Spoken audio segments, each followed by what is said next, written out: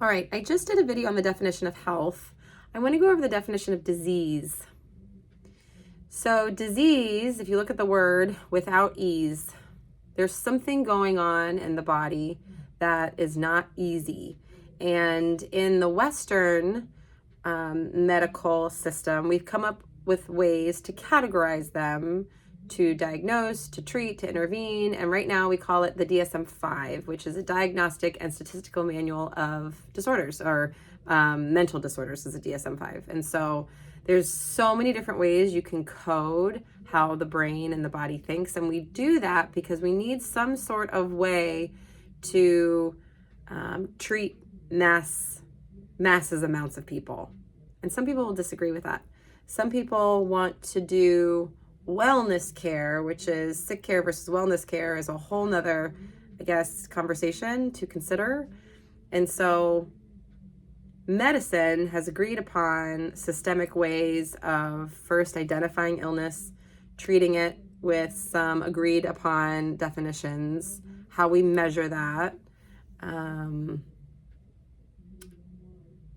And ultimately, I have a practice where I take cash paying clients, and I also have a practice, well, the same practice, I take insurance based, meaning clients pay another company to help manage their financial coverage for care. And so as a registered dietitian, I can partner with some insurances. I have 6 or 7 to date.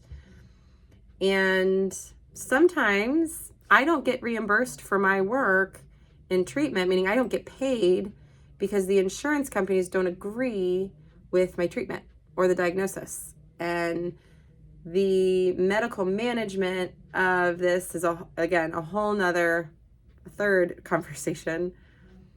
But there's got to be a way to organize disease. So there can be a formal way to treat it. And you might not agree with it, but the system is efficient, or is it? Because when you put yourself in, I have depression, I have anxiety, I have an eating disorder, I have diabetes. Sometimes that identification feels like a self-fulfilling prophecy where you're not willing to think outside the box, and creativity and joy is snuffed out, and you feel kind of defeated. You're like, well, I have this, so I just have to deal with it. Which sometimes is, acceptance is good, but acceptance does not mean stagnation. And so this is where I do think we have some ability to influence our health. However, there's a lot of factors culturally, sociologically, that might influence that are outside of our control. Genetics, environment, socioeconomics, access. So we call these health inequities that you don't literally have control over. They're systemic or system problems that are large scale conversations. And that's happening a lot right now in the first quarter. We're now in the second quarter of 2025. And it's just really interesting to experience that now than ever before, our society cares and has access to these conversations, and how we're embodying the conversations, how they affect our internal dialogue, our intrinsic conversations matters, and how it makes you feel matters.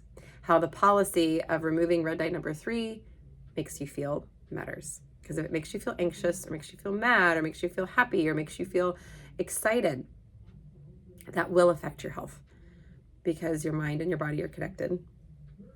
And it can be a spiral effect where if it makes you feel anxious, and then that anxiety influences how you choose food, how you interact with people, your whole life can be affected, because food affects every single part of your life. So the definition of disease starts to have this trickle effect, which I just kind of danced around. The definition of our public health system matters because it can affect your intrinsic worth. And so being aware of the conversations and how they make you feel, and how you ultimately can regulate, or how you're experiencing your dysregulated nervous system, is what I care about in my practice, in my little corner of the world.